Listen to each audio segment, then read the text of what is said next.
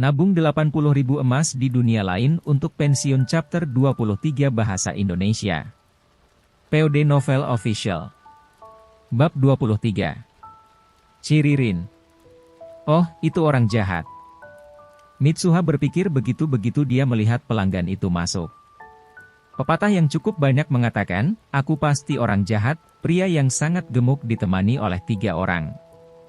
Apakah kamu penjaga toko? Lihat. Serahkan hak dan rute pembelian toko ini. Aku akan mengantarmu juga. Wow, apa ini? Tidak ada hukum atau apapun.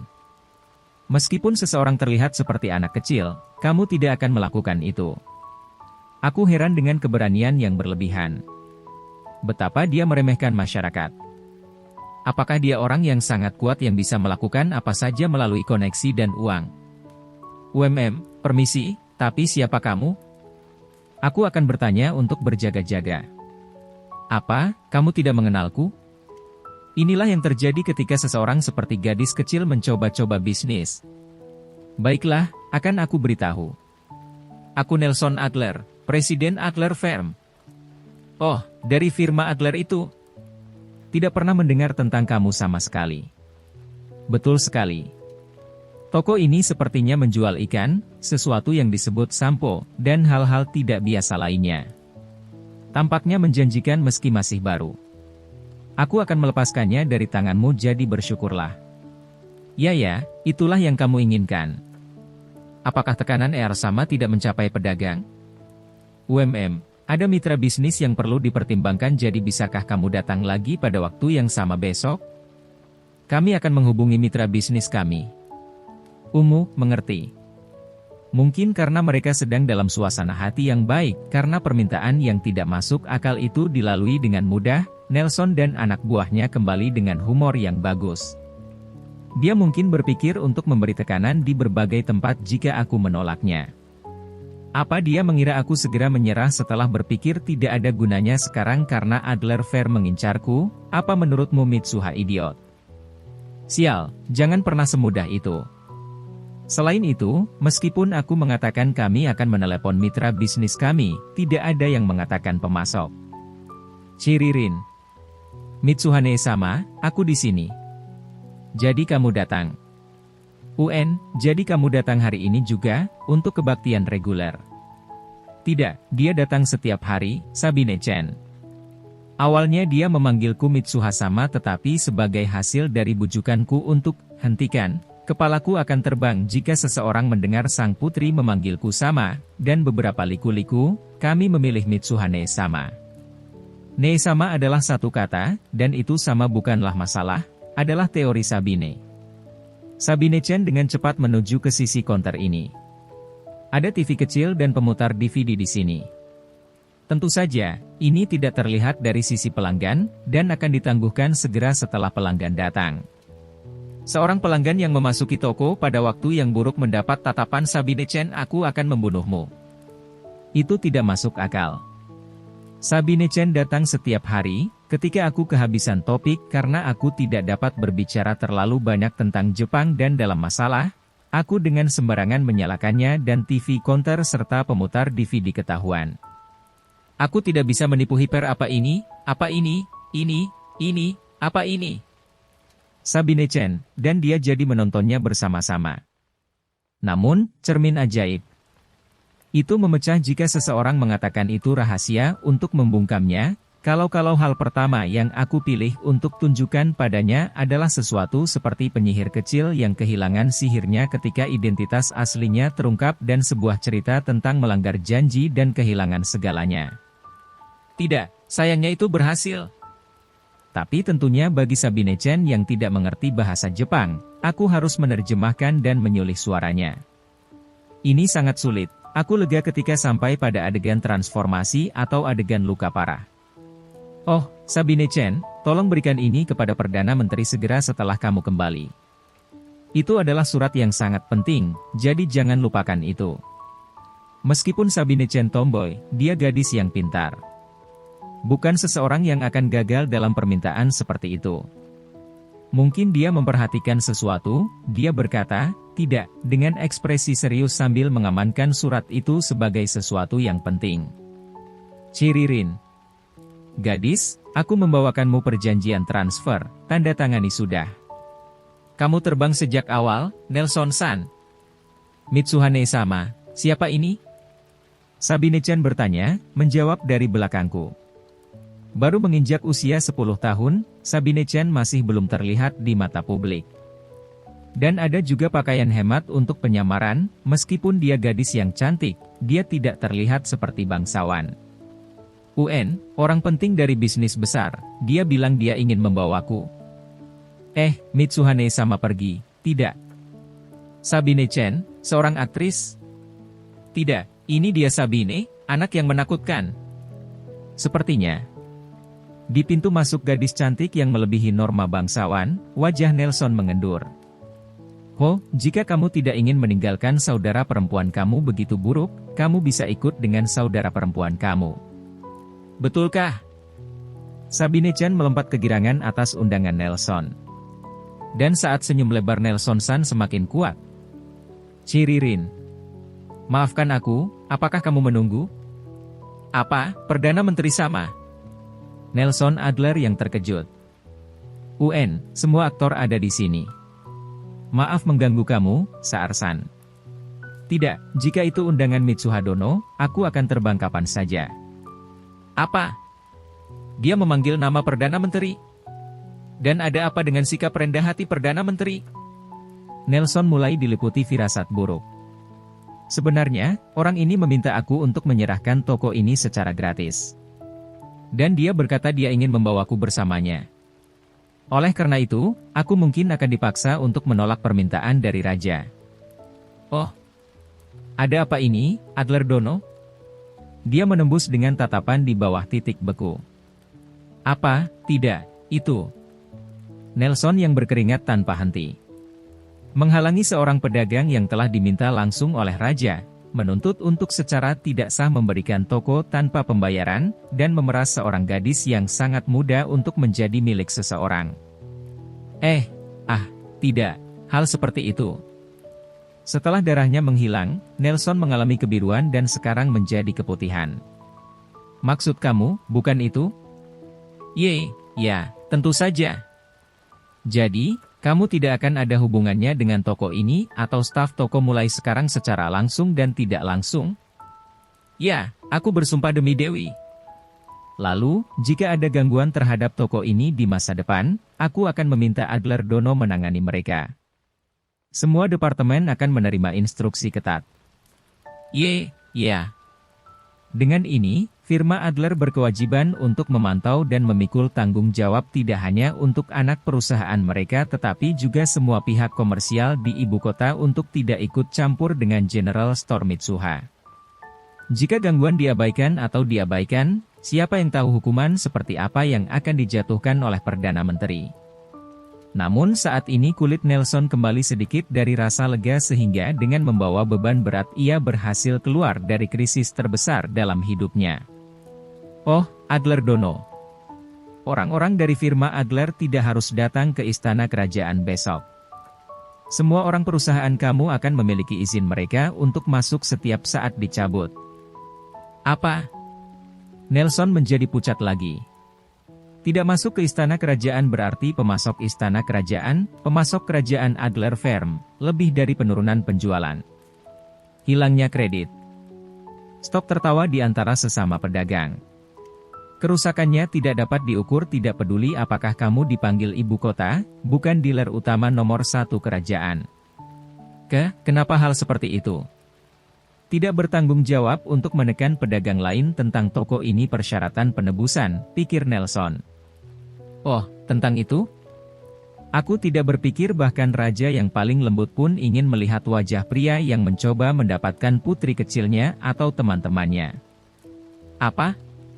Sekarang, ayo kembali, Putri Sabine. Aku ingin bermain dengan Mitsuhane sama lebih banyak.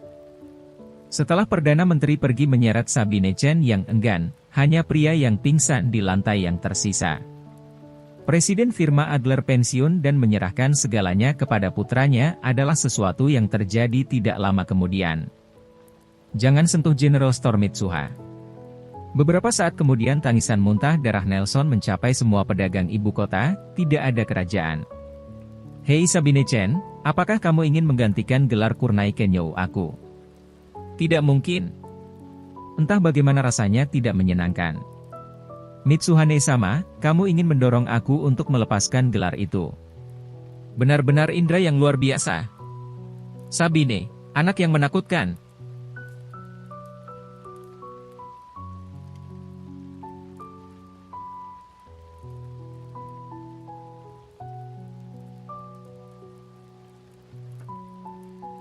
Bab 24.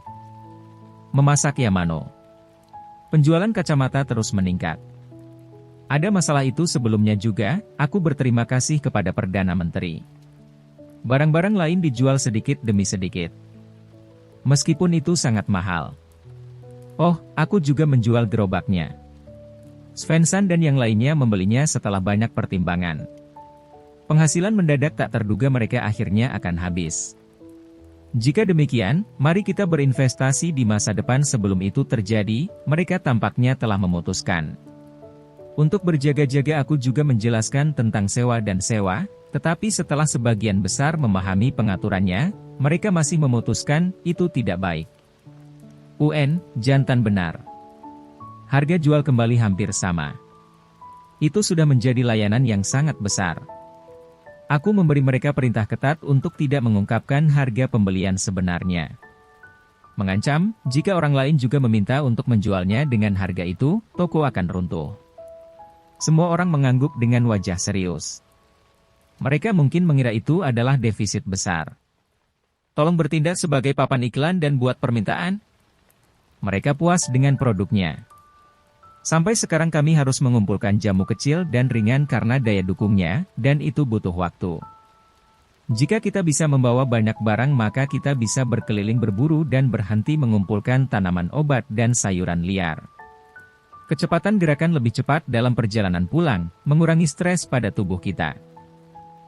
Bahu kamu antara lain akan menjadi lelah jika kamu membawa beban itu di cabang pohon dan kamu tidak akan bekerja untuk sementara waktu. Mereka sudah beberapa kali pergi ke hutan berpusat pada perburuan, dan tampaknya itu telah membuahkan hasil yang cukup besar. Itu karena waktu berburu hampir 2 kali lipat. Mungkin tidak masalah untuk mengatakan bahwa mereka sekarang berspesialisasi dalam berburu. Tapi Ilse Chen sepertinya mau tidak mau penasaran dengan panah otomatisnya. Setiap kali kita bertemu, dia terlihat berkonflik seolah ingin mengatakan sesuatu. Busur panah telah ada sejak lama di bumi.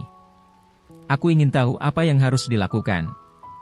Bagaimana dengan penjualan gerbong secara umum? Mungkin hanya untuk pemesanan. Bagaimana dengan harganya? Jika itu untuk tentara bayaran dan pemburu maka itu tidak bisa sangat mahal. Itu masalah utamanya. Akhirnya aku menggunakan lubang tabungan. Ketika aku menyimpan koin emas pertama, aku memiliki harapan besar. Menempatkan telingaku di pipa pada saat yang sama aku menyetor. Tapi tidak bersuara. Benar, itu tidak akan membuat suara, cari sampai sejumlah koin emas sudah ada di dalam. Sial. Akhir-akhir ini, suasana hati Sabine-chan memburuk. Alasannya adalah banyaknya interupsi ke DVD-nya dari jumlah pelanggan yang meningkat. Kurangi jumlah pelanggan, tidak, itu sedikit. Atau mengizinkan masuk ke lantai 3. Tidak, aku terlalu takut kamu akan mengatakan sesuatu seperti, aku akan tinggal di sini, jika kamu pergi ke sana. Juga, tolong berhenti membawa Pangeran Ruben. Sebelum ini, Beatrice Chen datang dan menemui Sabine Chen. Aku sangat terkejut. Mereka mengenal satu sama lain. Mereka memiliki kesempatan untuk berinteraksi bahkan sebelum debutan mereka. Apakah putri pangkat rendah dan putri sulung Ear ditunjuk menjadi teman bermain? Itu seperti teman sekolah, begitukah? Kamu sedikit lebih tua jadi kamu harus mengurus sang putri dengan benar. Sabine Chen, tolong berhenti bicara tentang DVD ke Beatrice Chen. Jangan tunjukkan. Ciririn. Seorang gadis berusia 17-18 tahun langsung menuju ke arahku. Apa? Permisi, apakah kantor konsultasi ada di sini? Oh, ada baiknya menggantungkan tanda kayu yang sudah selesai. Permintaan konsultasi setelah waktu yang lama. Oh, papan nama dengan nama toko juga dibuat, tentu saja. Isi dari konsultasi itu kira-kira seperti ini. Rumah gadis itu menjalankan ruang makan, dengan kedua orang tua, gadis, dan 2 koki sewaan dengan total 5 orang yang menjalankan tempat itu. Ayah adalah kepala suku, laki-laki berumur 28 tahun adalah kedua, seorang laki-laki berumur 19 tahun bekerja sebagai pekerja, buruh, anak perempuan dan ibunya bekerja sebagai pramusaji, juru tulis, dan anak perempuan sedang belajar memasak. Toko tersebut berjalan tanpa masalah. Namun, segalanya mulai memburuk ketika putra kedua dari sebuah restoran besar di kota itu menatap gadis itu. Gadis yang ceria dan lincah memiliki kemampuan untuk menarik orang, putra kedua secara sepihak memukul gadis itu. Putra kedua tetap gigih tidak peduli seberapa besar gadis itu menolak tertarik pada koki magang muda. Sementara itu, ayah dari putra kedua, seorang penjaga toko restoran, berencana agar putra keduanya yang tidak akan mewarisi restoran tersebut mengambil alih ruang makan dengan menikahi gadis itu dan meminta putra kedua menggantikannya. Dia tidak dapat menyebabkan gangguan langsung atau melecehkan mereka karena itu akan merusak reputasi ruang makan yang dia rencanakan agar putranya berhasil. Untuk sementara waktu memperburuk manajemen dan menciptakan hutang, dia pertama-tama menawarkan kondisi yang menguntungkan kepada koki senior untuk memikatnya pergi. Dan kemudian insiden berikutnya di mana ayahnya tiba-tiba diserang oleh seorang penyerang misterius yang hanya mengincar lengan kanannya dan dengan rapi terjadi patah tulang. Ini akan sembuh total setelah beberapa waktu, tetapi dia tidak bisa memasak untuk sementara waktu. Jadi, tidak dapat terus berjalan, ruang makan telah ditutup selama beberapa hari. Mengenai rencana pemilik toko restoran, sepertinya salah satu karyawan mereka yang memiliki ayahnya memberitahu mereka secara diam-diam. Isi permintaannya sangat sederhana. Bantu kami. Tolong tunggu sebentar. Mengatakan bahwa Mitsuharu memberikan pemberitahuan mengambil permintaan khusus sehingga toko akan ditutup untuk sementara waktu. Pemberitahuan di luar pintu, kunci dan tutup tirai. Departemen Permintaan Konsultasi General Store Mitsuha, itu pekerjaan besar setelah waktu yang lama. Tapi, cerita yang berat, kenapa kamu ingin berkonsultasi denganku yang terlihat berusia 11-12 tahun? Oh, kamu berteman dengan seorang pelayan keluarga liner, begitukah? Lalu pertama-tama, mari kita konfirmasikan situasinya. Pertama-tama, tujuannya adalah memulai kembali toko dan melanjutkan bisnis. Dan menghentikan kemerosotan situasi keuangan. Selanjutnya, menghilangkan gangguan dari restoran dan mencegah gangguan lebih lanjut. Dan mendapatkan tujuan, menikah, dengan magang jika memungkinkan. Apakah ini baik-baik saja? Iya. Gadis itu terkejut dengan kata-kata tenang Mitsuha yang jauh lebih muda dan menjadi sedikit merah di item terakhir. Pertama-tama, akan sulit untuk mempekerjakan koki baru saat ini, bukan? Bahkan jika dipekerjakan orang yang tidak berpengalaman, mereka tidak akan menjadi aset langsung, dan tidak boleh ada koki veteran yang terampil mencari pekerjaan. Jika dilakukan dengan buruk, juru masak yang dibayar oleh restoran dapat menarik permadani dari bawah kamu. Gadis yang tidak pernah memikirkan hal seperti itu terkejut dengan kecerdasan Mitsuha dan betapa buruk situasinya sebenarnya. Jadi, untuk mengatasi masalah ini kita perlu membuka kembali ruang makan dengan personel yang ada dan melanjutkan bisnis tanpa merekrut orang asing, menghasilkan keuntungan yang cukup untuk memulihkan kerugian selama periode tertutup, mengambil tindakan untuk memastikan keuntungan yang stabil setelahnya, memikat pemilik restoran yang berencana untuk mempercepat penghancuran diri di ruang makan, dan menimbulkan kerusakan dan ketakutan yang cukup untuk membuatnya menyerah untuk ikut campur lebih jauh. Sesuatu seperti itu tidak masuk akal. Bagaimana kamu? Melakukan itu adalah tugas Departemen Permintaan Konsultasi General Store Mitsuha. Serahkan pada Mitsuha. Mendengar kata-kata percaya diri Mitsuha, gadis itu menjawab. Sebagian tujuannya hilang. Gadis ini adalah pelanggan yang cukup tangguh. Jam 21, ruang makan meja tamu Paviliun Surga, Rakuentei. Dalam kegelapan di mana hanya satu lampu yang menyala, di sana ada 5 orang. Pemilik restoran Bernd dan Stella, putri mereka Arena, juru masak magang Anel, dan Yamano Mitsuha. Mitsuha menjelaskan apa yang dia katakan Arena pada siang hari kepada 4 orang tersebut. Tidak mungkin. Bernd menegaskan. Pertama-tama, aku dalam kondisi ini. Anel bisa melakukan persiapan, tetapi sangat tidak mungkin menjalankan dapur sendirian. Arena hanya bisa melakukan banyak hal. Dan, jika kita bertiga di dapur, layanan pelanggan akan ditinggalkan untuk Stella lakukan sendiri. Tidak mungkin melakukan penyajian dan akuntansi sendirian. Bernd memotong kata-kata Mitsuha dan membuangnya. Bernd-san, menurut kamu mengapa butuh waktu bertahun-tahun bagi koki magang untuk menjadi dewasa? Mitsuha bertanya pada Bernd. Iya, tentu saja, untuk berlatih dari dasar. Ingat keterampilan koki senior dengan menonton, berlatih di waktu luang. Sana. Seorang magang tidak diajarkan oleh siapapun dan harus mengasah keterampilan mereka sedikit demi sedikit menggunakan sisa-sisa yang dibuang melalui trial and error dalam waktu singkat ketika mereka tidak sibuk dengan pekerjaan. Bukankah itu benar? Ya, semua koki melakukannya dan menjadi ahli. Kemudian, jika Bernd-san dengan sabar mengajarkan cara memasak satu hidangan tanpa henti sepanjang hari dari pagi hingga malam, maka tidak bisakah Anel yang telah mempelajari dasar persiapan membuat sesuatu yang sekitar 90% kualitas Bernd-san? Tidak harus persis sama dengan Bernd-san, hanya 90%. Kalau begitu, jika itu Anel, dia mungkin bisa membuat 2 atau 3. Kocok ke Anel-san dan Arena-san selama seminggu. Bahkan selama real deal Bernd-san bisa menonton dari belakang dan berkembang sesekali untuk membagikan saran dan menyesuaikan rasanya.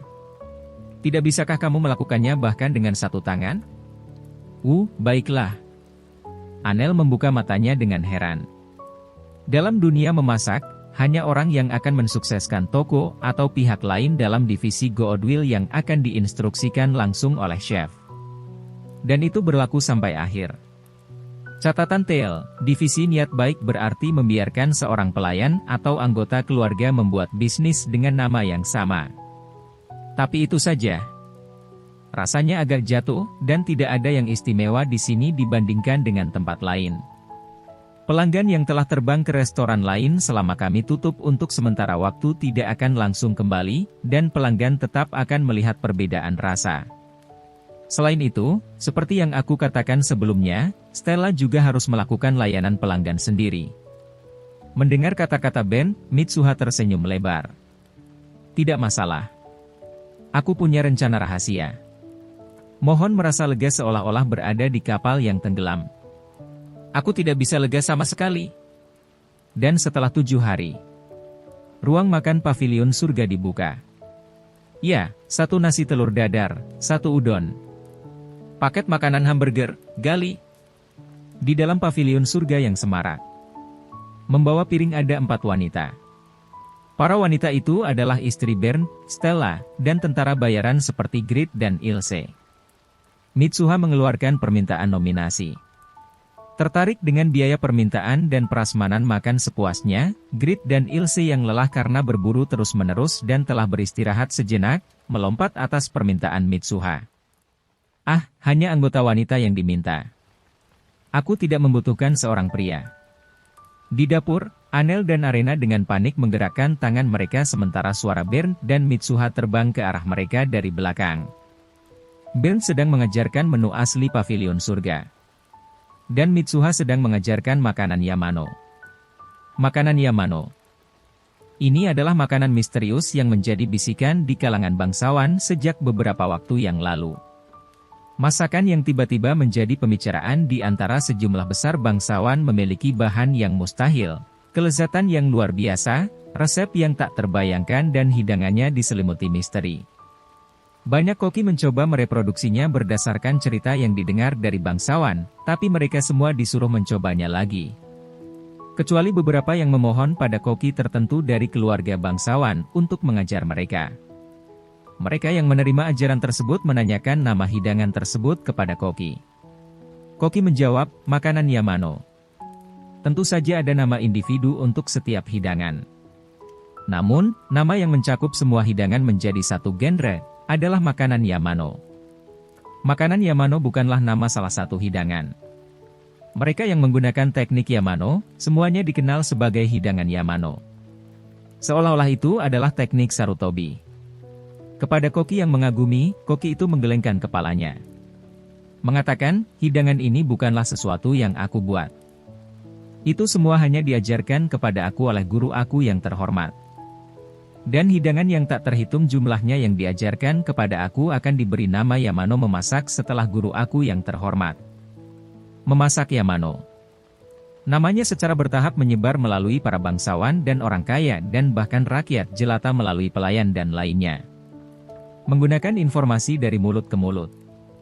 Aku meminta pelayan dari keluarga Lainer dan Svensson untuk menyebarkan rumor bahwa, sepertinya kamu bisa makan makanan Yamano di pavilion surga. Aku menyerah pada selebaran. Di sini, tampaknya orang awam memiliki angka buta huruf yang tinggi. Jadi itu sebabnya selebaran tidak berpengaruh saat membuka toko aku. Dan Mitsuha akan mempelajari metode yang lebih efisien. Jadi mari kita ulas strateginya kali ini. Aku tidak akan melakukan apapun yang terlalu mencolok. Meskipun pelanggan membanjir, kami tidak akan dapat menanganinya dan akan menjadi berantakan. Tidaklah cukup hanya mengumpulkan pelanggan setelah pembukaan. Kamu harus membuat pelanggan datang secara teratur dalam jangka panjang. Dan, masakan Yamano mengikuti formula toko umum. Keuntungan tinggi, penjualan rendah. Ini adalah restoran. Ada batasan jumlah pelanggan yang dapat ditangani. Orang kaya, orang yang sesekali ingin mewah, pria ditemani wanita yang ingin pamer di depan gadis-gadis, pasangan lansia yang menabung sedikit uang mereka untuk merayakan semacam hari jadi, inilah targetnya. Kalau aku menyiapkan sesuatu yang lebih murah. Sesuatu yang cepat dan mudah dibuat serta berbiaya rendah. Jelas tidak mahal dari penampilannya, jadi kami tidak bisa meminta harga yang konyol. Yah, ini makanan dengan tingkat perputaran yang bagus. Hal-hal seperti udon. 5-6 koin perak kecil. Selain itu, meskipun kamu menyebutnya mahal, tidak seperti toko umum yang memaksa, batuk-batuk, ini bukanlah kisaran harga yang tinggi. Paling banyak 2 koin perak atau kurang, rasanya sekitar 1.800 yen dalam yen Jepang. Tentu saja, harga hidangan yang awalnya ada di menu dibiarkan begitu saja.